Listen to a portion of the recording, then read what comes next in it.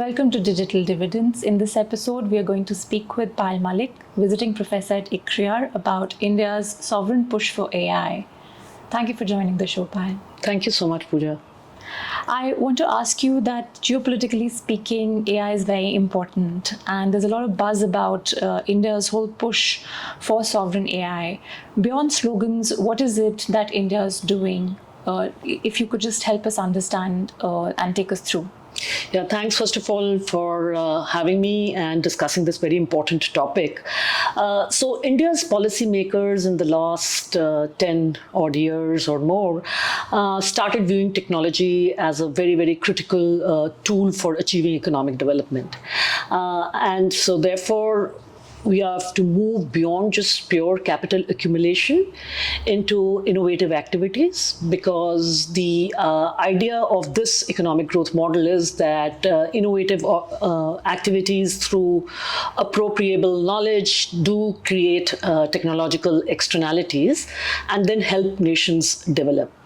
So let's just, before talking about AI, look at the past 10 odd years or 15 odd years. What the governments have been doing in India is promoting a digital public infrastructure. And the reason to do that was precisely to bring public digital goods and digital rails for private sector entities to build upon and provide technological solutions. Such solutions, aided and abetted by these digital public infrastructures, were thought to be and are an instrument for democratizing technology. Because if technology is left purely to the markets, the private sector, though maybe having great technological capabilities, does not have a national agenda when it comes to delivering on goods. So the same philosophy then trickled down into India's AI development strategy. And all of us know about India's AI mission.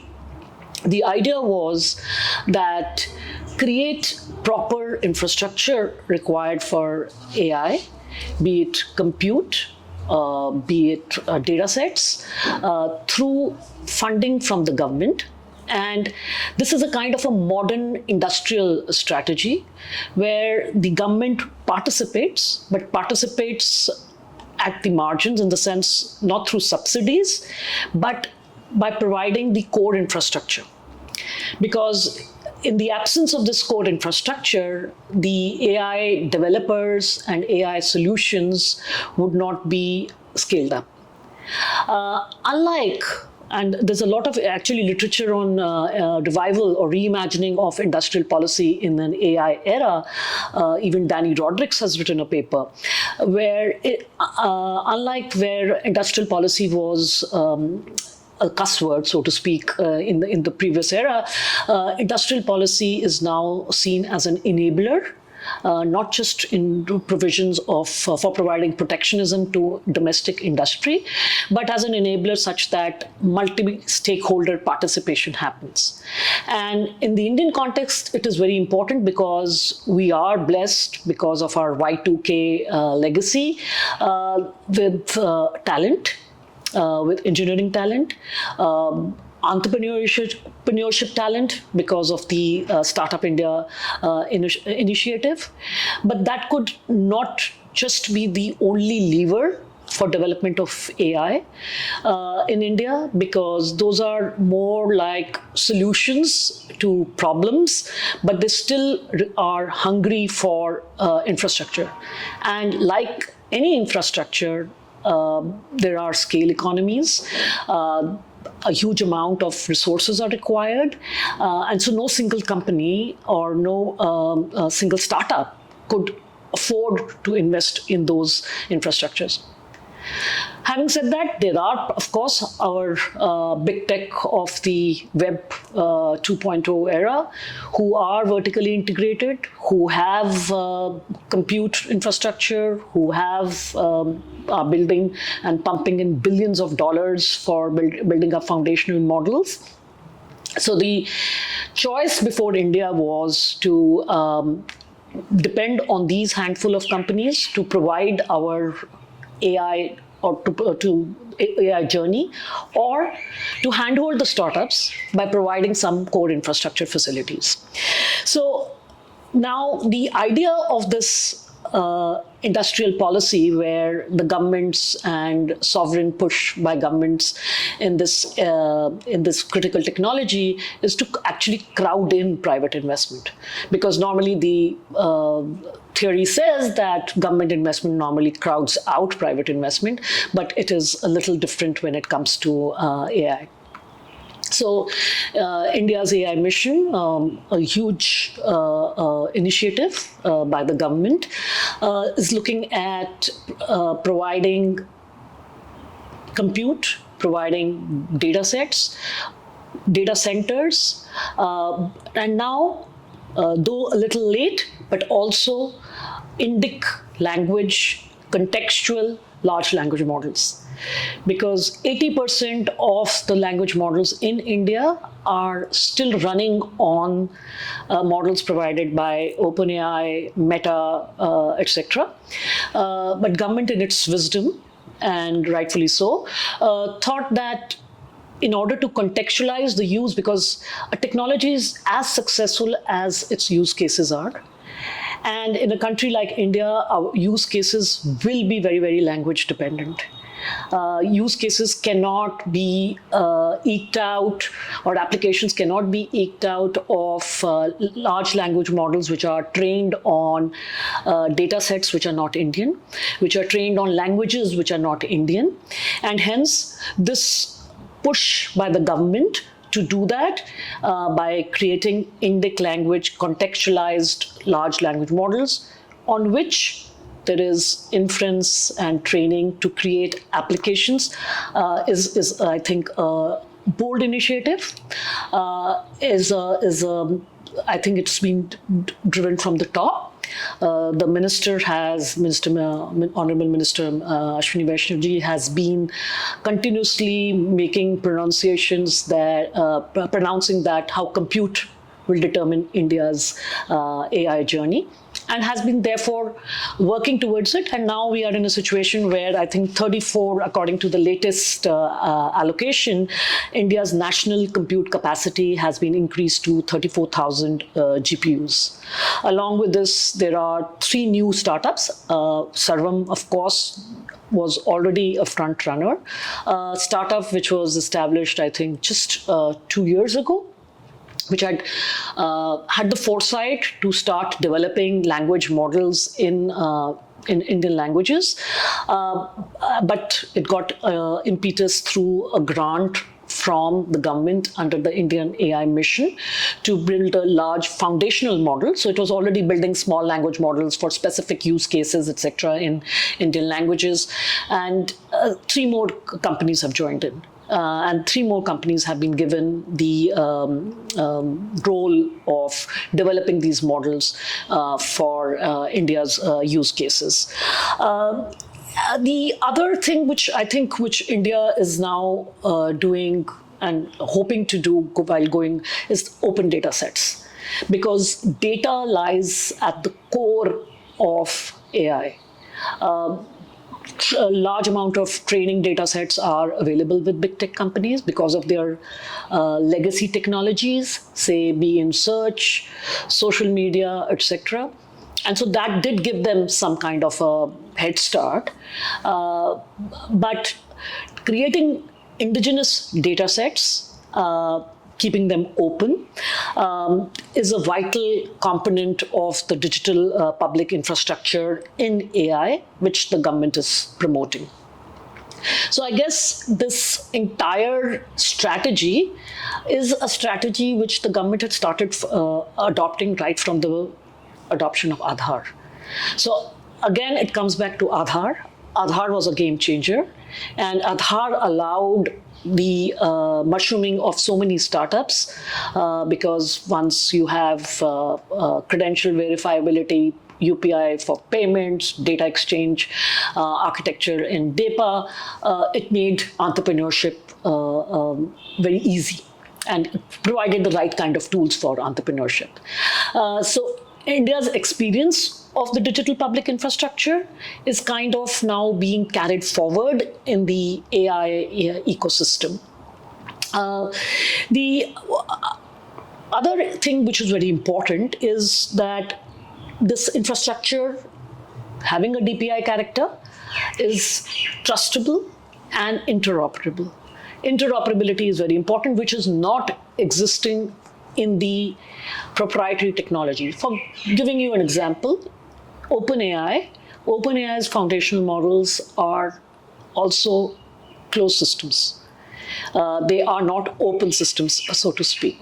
All right. So that means that when you are, as a developer, as a startup who wants to, say, develop an AI solution for education or for healthcare,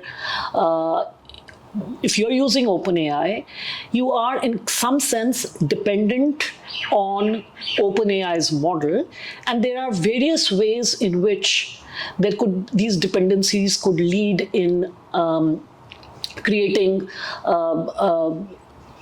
some kind of problems when it comes to distribution of applications. So to give you examples, OpenAI has a marketplace. So if you are getting into an agreement with OpenAI and using OpenAI's ChatGPT, you may also find it convenient, and I'm not even saying it's anti-competitive, you may just find it convenient to place your application on OpenAI's marketplace.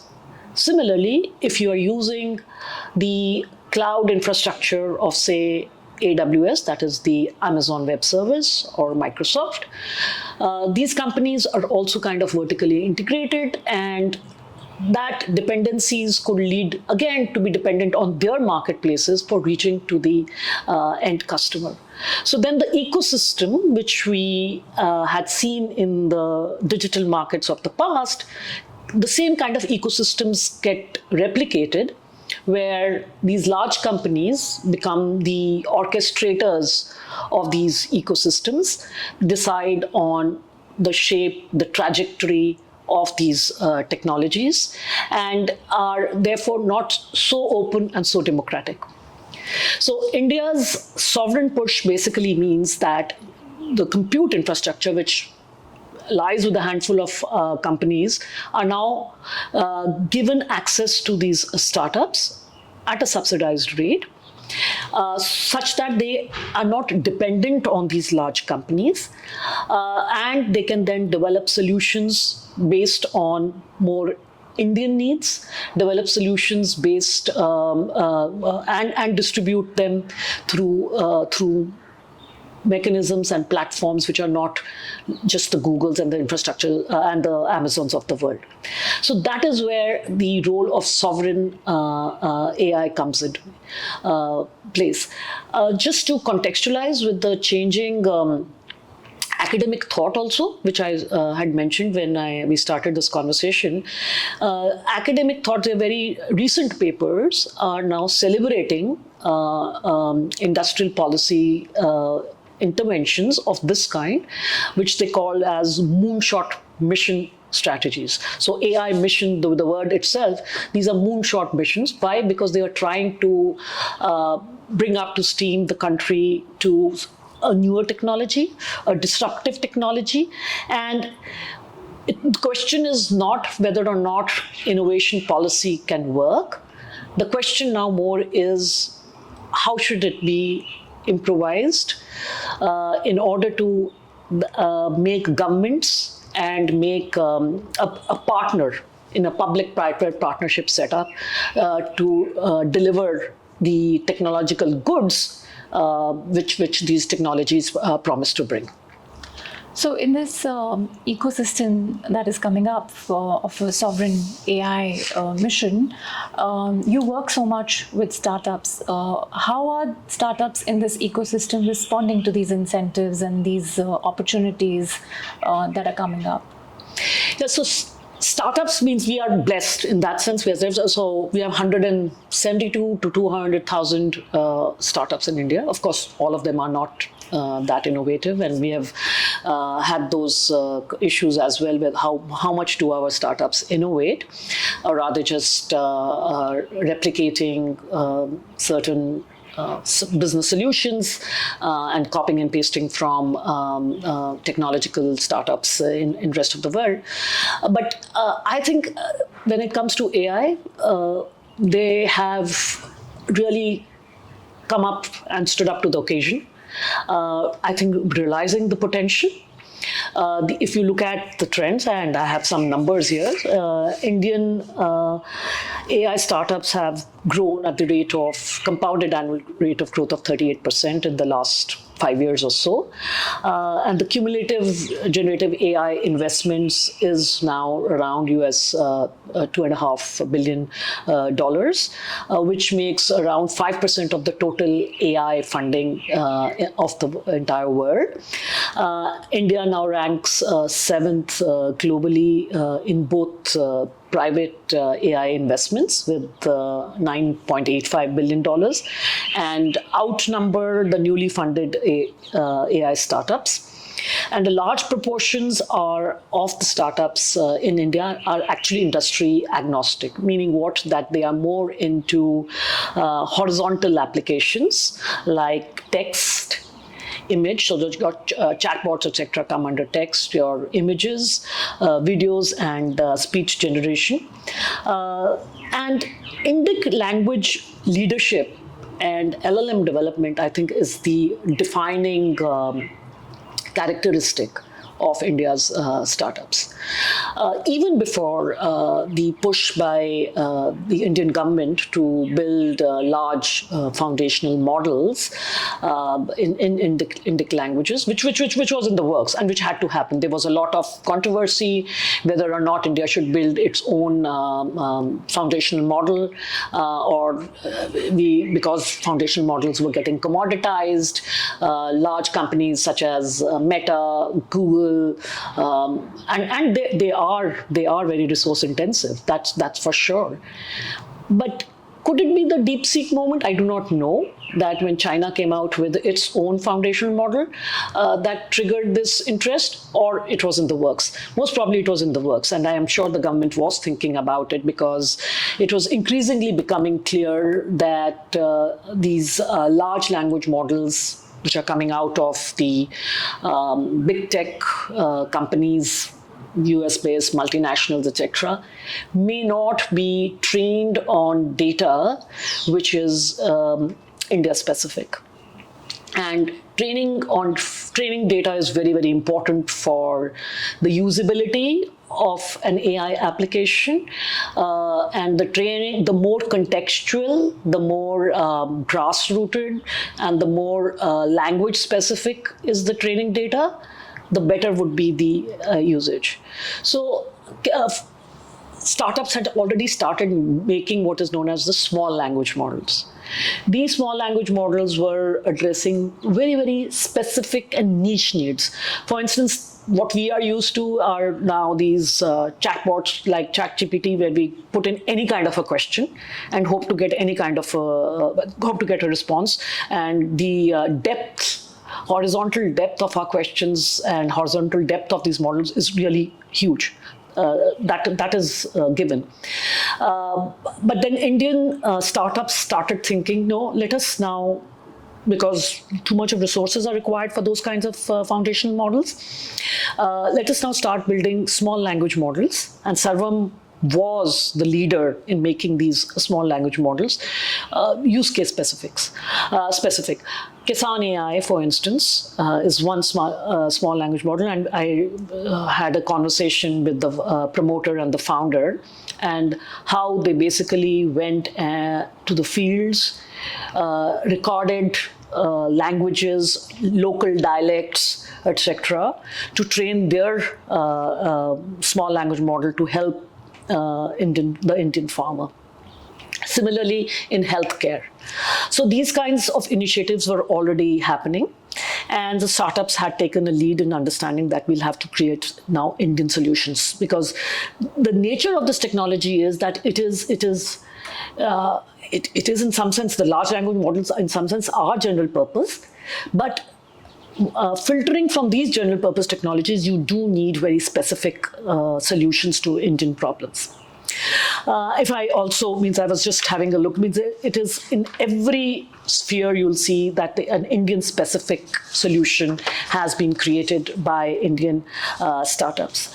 After now Sarvam AI, more proposals now have been, and success of Sarvam AI in small language models, after having given Sarvam the opportunity to build Indic language model on, I think, 120 billion parameters. Indian AI mission has chosen 3 more startups. And I was fortunate to talk to one of them, Socket AI, Gyani AI, and Jan AI. Each one of them are building models with advanced reasoning capabilities. Again, very, very contextual, and again, very, very specific for Indian needs. Some more examples. So there is Samantar, which is used by the Supreme Court of India, which enables AI-enabled or AI-powered vernacular translation. Then again, there is Krutrim. We know about Krutrim. Krutrim was Ola founders, and it's the first Indian AI unicorn. They are also talking about AI chips and vernacular assistants. We have Haptic, which is scaling Gen AI chatbots for banking and financial sector usage, for telecom and e-commerce, and several others. So, as far as, and I was recently at some kind of a celebratory event of a venture capitalist which is funding a lot of startups in India. The energy in Bangalore, I guess it was palpable, and it was kind of, you think it is quite good. I'm sure there are certain problems, and I'm sure there are certain drawbacks or certain shortcomings in the startup ecosystem. But the young, talented crowd there, means if one was there in that packed room with the venture capitalist being so excited about India being its important destination now when it comes to investment, and especially now in AI, it seemed quite promisable. Yes, we would require far more patient capital. Startups would require far more patient capital, especially if these AI startups have to get into much more deep tech R&D solutions. And again, what I heard there was, because normally what venture capitalists do or PE funds do, they just invest for 6-7 years, try and get quick returns, and then quit. It seemed that they seemed to be excited about investing in India and in some of the startups which they have identified for a long haul. And that's where the patient capital, which I was talking about, will come from. So what we see is an Indian startup ecosystem in the AI sphere developing. On the one hand, the core infrastructure would still require resources and investments by government. And I think the government is being a little careful, because the criticism comes that this is still a drop in the ocean, because if you compare, I go wrong with numbers because those numbers are so high, $300 billion of investment by Meta, Sam Altman asking for more money for its foundational model, etc. And so India's 10,000 crores is just a drop in the ocean. But I think India, this may be a good strategy, because I should also make it clear that the potential of this technology, though it is not speculative, but it is still not very clear. So I was listening to a recent podcast by the Nobel laureate Daron Acemoglu. So he basically, his prediction from the data which he is using, that at most in the next 10 to 15 years, AI and AI-led solutions are just going to add to or increase the GDP by 1%. And only 5 to 10% of the economies would be dependent on AI. In fact, there was a recent article I read in The Economist, and before that, we did on this show a conversation with Mr. Pramod Bhasin, chairperson of ICRIER, where both made the same point, which is that for all the huge investments and the scaling up of investments being made by the big tech into AI, what is the game-changing solution that has come out of it? We are still waiting, to be sort of dazzled by the results, and that wait, we don't even have an idea of how long we're going to have to wait. Absolutely, spot on. So again, that DeepSeek moment, because DeepSeek also was, there was some kind of an embargo, and I think NVIDIA was not allowed to give its chips, which are high-performing chips, because it being a Chinese company, but it used low-quality chips or lower performing chips, and still came out with a solution at 1/3 of the cost or whatever. So I think that is on the conscience of the policymakers, that you should not be just throwing money at the solution. Money is important. There is increased budgetary allocation, but one should not get captured by these huge demands which these technologists, technology companies, and large capitalists ask for when it comes to AI. I think one should go slow, and in that case, and encourage, as you said, to see the solutions which are being created to solve newer problems, and newer products and services being created.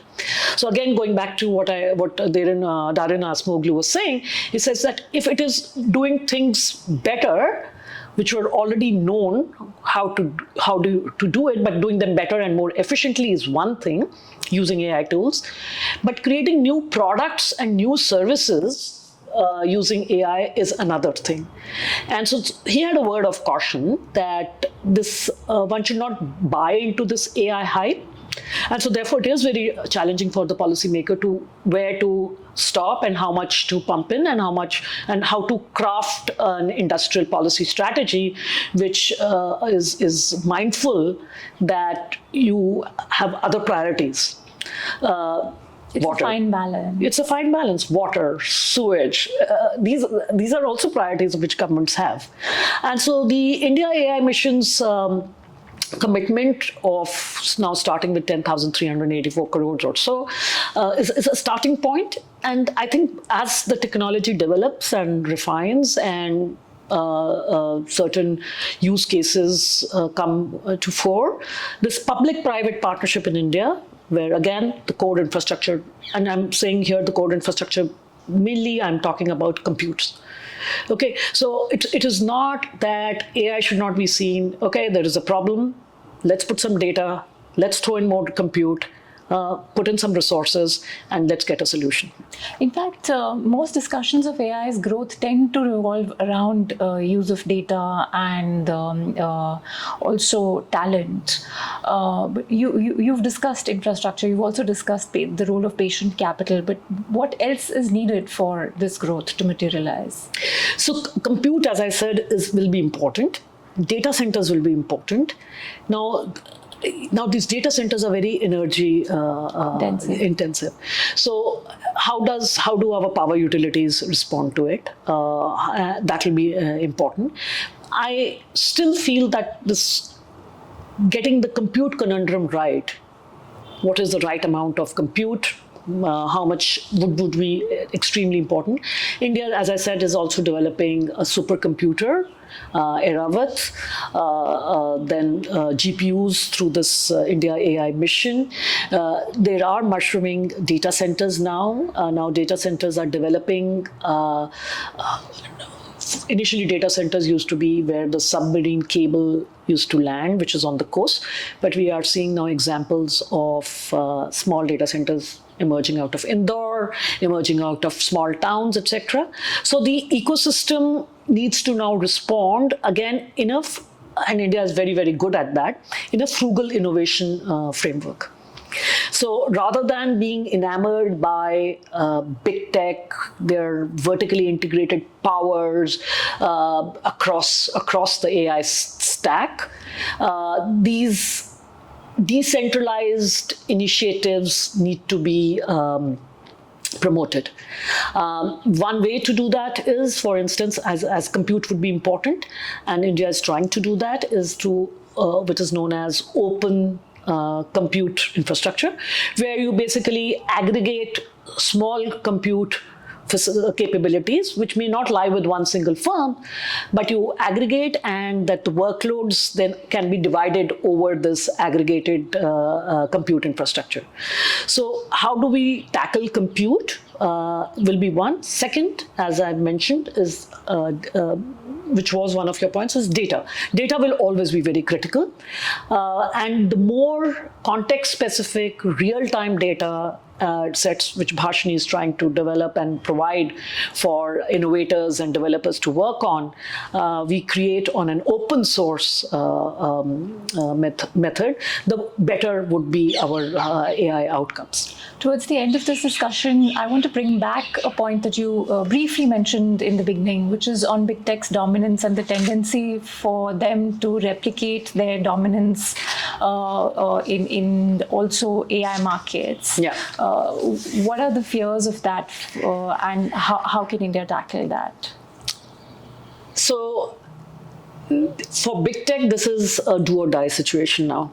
It's their moment, because they already have a lot of advantage when it comes to data, because their legacy technologies, be it through search, etc., have been able to collect a lot of data. And then they have the advantage of systems which people are used to already and are so entrenched. For instance, for search, even though Perplexity is now becoming an alternate way to answer your questions, but search still is dominated by Google. Cloud infrastructure, which is the compute infrastructure, again very important for AI, is very concentrated. So you have AWS, Google Cloud, and Microsoft Azure, three dominant cloud players.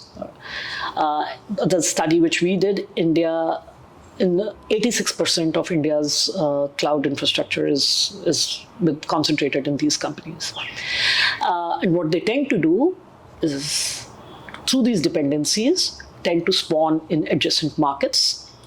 And spawning into adjacent market is precisely those markets in which our startups are competent in and have their comparative advantage in, say, applications. So the playbook is very simple. Get application user developers dependent on your infrastructure, be it now in this case language models or your cloud infrastructure, and through certain bundling, tying, self-preferencing. These are now common jargons which are used when it comes to big tech's anti-competitive conduct. Make sure that they don't leave your ecosystem. So if I am a small startup wanting to create an application, a small tech application or a health tech application, I would need compute. I would need a language model. So supposing I'm just dependent on OpenAI for language, OpenAI has started what is known as a OpenAI marketplace, where it becomes a distributing platform for your application. So if you're an application, and if you're using an OpenAI ChatGPT, etc., or a language model, you tend to get into some exclusivity, or not even exclusivity, just through status quo bias, or through you just tend to then use OpenAI's distribution system to make. So if someone is using ChatGPT, the applications which are available in the OpenAI marketplace store will be the default applications which the consumers would be using. Similarly, in the cloud infrastructure, so how the cloud operators are doing, they're giving cloud credits, which are actually free. So a startup gets a lot of cloud infrastructure for free. and this freemium products and the free method of entrapping innovators in the downstream market so that they just become so dependent on you. And you get something known as committed spending discounts, that if you spend a certain amount on, say, a particular cloud infrastructure's resources, you would be getting discounts. Again, they have this, so for instance, AWS has a bedrock marketplace where your applications would be distributed. So what needs to be, in the sense, a little bit of caution to, means you can't avoid, you will need those resources to make sure that competition policy rules, regulatory rules are agile to not allow the replication of the same kind of self-preferencing, tying and bundling. The most common example is the Play Store of Google.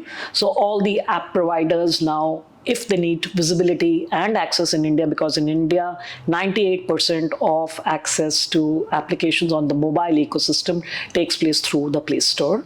And there have been a lot of frictions between Google's conduct with the app developers, the problems regarding commissions, 30% commissions. The government had to step in, despite the fact that it was a case before the Competition Commission of India, such as to not, because of the exploitative practices of the Play Store. One needs to make sure that these same things don't happen again. And so therefore, certain set of ex-ante rules, and so therefore, reviving the discussion on the digital competition law, which puts in do's and don'ts for these big tech, would be useful.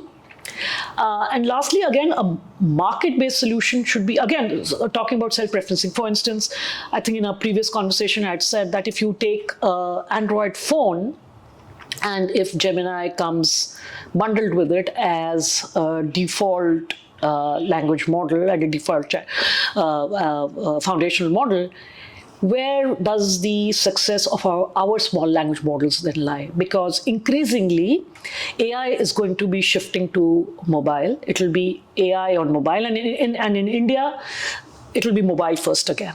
So where, again, you don't require huge amount of compute resources. So edge computing, that is computing resources available on the phone, would be sufficient to provide AI-based solutions for day-to-day problems.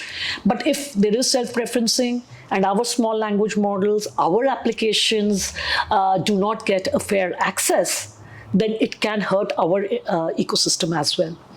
So the structure of anti-competitive behavior can mirror in the AI ecosystem also.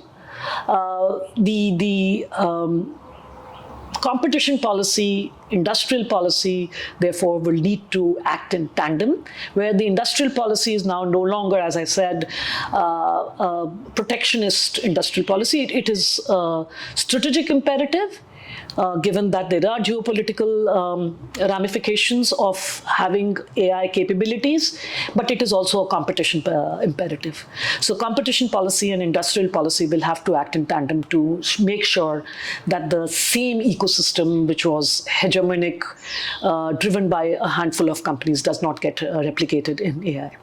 So it promises, in short, to remain a very exciting ecosystem and area to watch. Yes, definitely. And from both, as I said, and the new thing which has come up now, and by the way, this many other countries are doing now, but India did it 10 years ago with its digital public infrastructure, is how the government and the private sector interact, how the synergies are brought out. It's not them versus us kind of a thing, but synergy such that the ecosystem is competitive, open, democratized. Yeah. Thanks, Payal. Thank you. Thanks, Puja. Always a pleasure. Yeah.